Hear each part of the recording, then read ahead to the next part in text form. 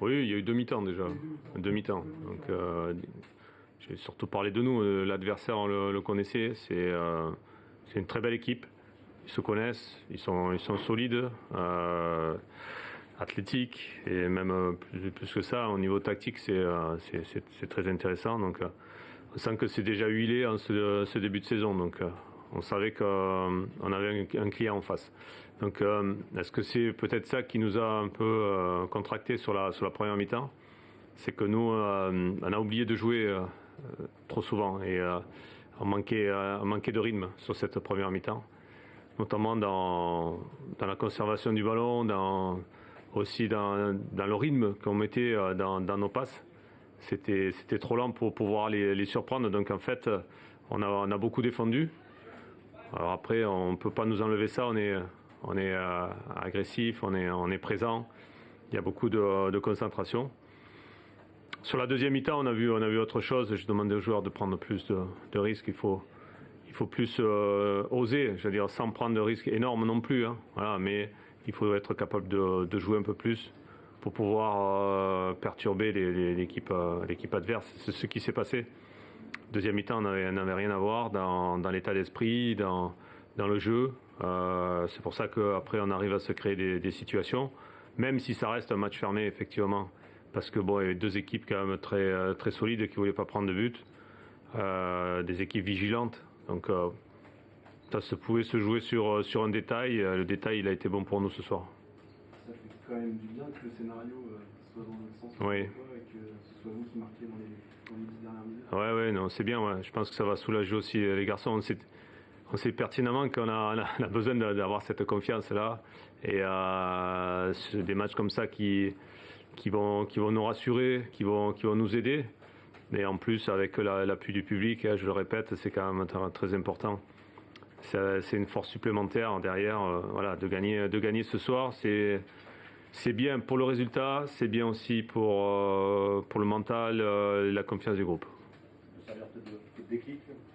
Ça peut nous servir. Se lâcher un peu plus. Ouais, ça peut nous servir. Ouais. Du mal un peu.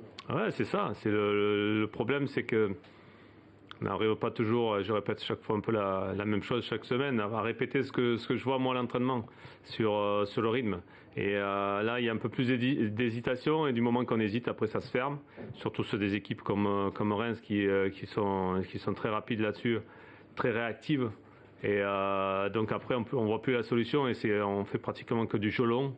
Et c'est très bien que le jeu long pour nous, ça ne peut pas être vraiment efficace à chaque fois, quoi. Ça enjolive sacrément le début de saison, après deux matchs nuls qui étaient bons mais très frustrants. Là, avec une victoire en plus, même en termes de points, vous êtes... Oui, en termes de points, c'est bien. Hein. De toute façon, surtout sur des promus comme ça, quand on monte, on a besoin de se rassurer. Là, en termes de points, c'est quand même très, très bon. On reste solide, ça reste notre base. Et après, je pense qu'on ne peut que s'améliorer sur le reste. Justement, effectivement, ça change tout.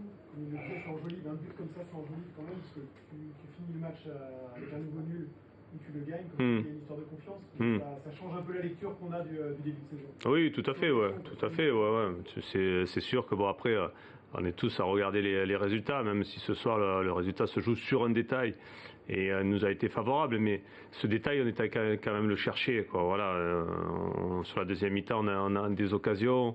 Il peut aussi peut-être avoir un penalty, mais là, voilà, on va pas discuter là-dessus, mais ça veut dire que des occasions, on est capable d'en avoir si on arrive un peu plus à se lâcher, quoi. Effectivement, c'est le maître mot en ce début de saison. C'est là où il faut qu'on arrive à s'améliorer. Après, il y a des garçons qui arrivent, qui sont arrivés un peu sur le tard, comme Irvine, comme Paul, et qui petit à petit vont certainement nous aider dans notre travail et dans notre objectif de maintien. C'est un buteur qui a marqué. Oui, ouais, mais ça c'est important. Bien sûr, c'est important. Hein. Les buteurs ils sont là pour la mettre au fond. On sait que je leur demande beaucoup sur le plan des déplacements et il faut qu'ils soient aussi récompensés. Voilà. Donc aujourd'hui, c'est Gaëtan qui est récompensé par rapport à son travail. Il n'a pas tout réussi, mais il a été capable de retourner le match quand il fallait. Ça Ça fait peur à un moment donné qu'il sorte un petit peu quand il y a eu cette action de penalty ou pas. Derrière, il prend un jaune, on le sent un peu énervé. Ouais, il est un peu énervé, un peu frustré, mais voilà, c'est l'essentiel, c'est de rester, comme tu dis, de rester dans le match. Tu peux t'énerver. Des fois, sur certains joueurs, ça les galvanise un petit peu aussi, quoi. Donc, moi, ça me dérange pas tant que ça reste du raisonnable et que derrière, bon, voilà, il y a des résultats. Donc, mais je n'avais pas de doute sur Charbot, sur sa capacité à marquer. Voilà, quand on marque autant de buts en Ligue 2, je sais très bien qu'il marquera des buts en Ligue 1. Et sur une passe de Fred, du coup, Ouais, ils se connaissent bien aussi. avec Cardona qui joue Ouais. aussi. Bah, je pense qu'il faut vraiment, tu as tout à fait raison d'insister là-dessus parce que là j'ai revu le but. Et effectivement, s'il n'y a pas l'appel d'Irvine, il n'y a certainement pas but. Et on ne souligne pas assez ces joueurs qui créent des espaces. Comment vous vivez l'interruption suite à des changements de tribune depuis le temps? Bah, je pense que voilà, il faut peut-être que les tribunes, petit à petit, elles se nettoient quelque part. Il faut faire attention aussi à ce qu'on dit. Après, c'est presque c'est compliqué. Hein, d'arrêter un match aussi. Pour les joueurs, c'est dur. Voilà, ouais. En tout cas, je sais que pour nous, pour les joueurs, c'est dur de redémarrer derrière parce qu'il y a une interruption comme ça. Après, il y a des lois, il y a des règles, on respecte. Oui, c'est vrai que sur l'ensemble du match, on a l'impression d'avoir maîtrisé le match. On était, à mon sens, plus dangereux que les Brestois, qui procédaient plus par contre. Sur cette deuxième mi-temps, ils ont quand même monté leur niveau. Et voilà, la grosse déception, c'est que sur nos temps forts, en montrant ce que l'on a été capable de faire pendant ce match-là, sur ces temps forts, on n'a pas été en capacité à marquer parce qu'en fin de compte, on s'est créé pas énormément d'occasions, même si on a eu la maîtrise du match. Et puis après, la grosse déception, c'est que voilà, à 3 minutes de la fin, à l'extérieur, prendre un contre, c'est toujours très très douloureux. Voilà, c'est un match qu'on aurait dû, au moins si on ne pouvait pas l'emporter, au moins repartir avec le 0-0, ce qui je pense aurait été mérité.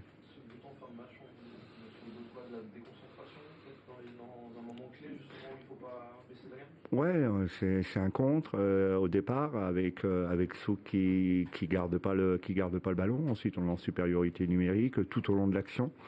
Et puis sur ce centre-là, eh bien, on perd notre dernier duel qui est décisif pour Brest. Sur la deuxième mi-temps, vous avez plus de mal peut-être à faire du jeu, c'était plus nerveux aussi, beaucoup plus de fautes.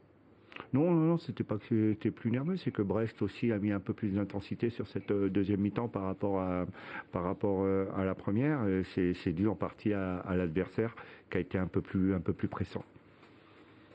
Un mot sur Gaëtan Charbonnier, justement, vous connaissez bien et ce soir, c'est tard.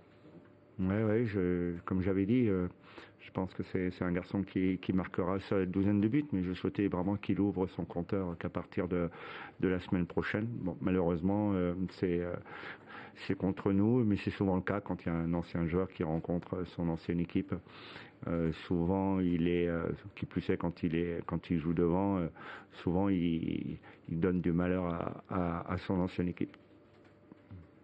La deuxième mi-temps a été marquée aussi par la petite interruption pour les changements des tribunes. Comment vous vivez ça, vous, depuis le temps? Ouais, c'est vrai que c'est assez surprenant. Beaucoup de gens ont été surpris. Je me dis que il risque d'y avoir beaucoup d'interruptions dans les matchs dorénavant, parce qu'avec tous ces chants et ces ambiances qu'il y a dans les stades, on risque d'avoir pas mal d'interruptions de ce genre-là.